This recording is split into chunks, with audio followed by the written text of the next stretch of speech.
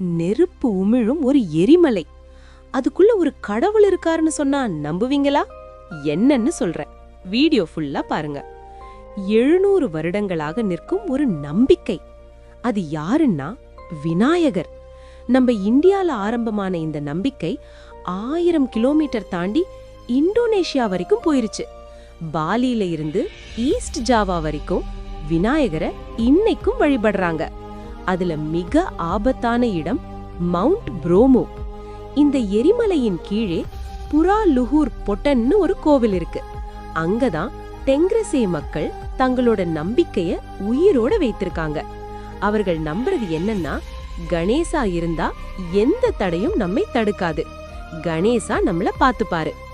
ஒவ்வொரு வருடமும் யஜ்ஞா கசாதா ஃபெஸ்டிவல் நேரத்தில் பழங்கள், பூக்கள், அரிசி, அதே போல சில நேரங்களில் மிருகங்களையும் கூட எரிமலையின் உள்ளேவே போட்டு வழிபடுறாங்க. புரோமோன்னு பேரே பிரம்மால இருந்து வந்தது.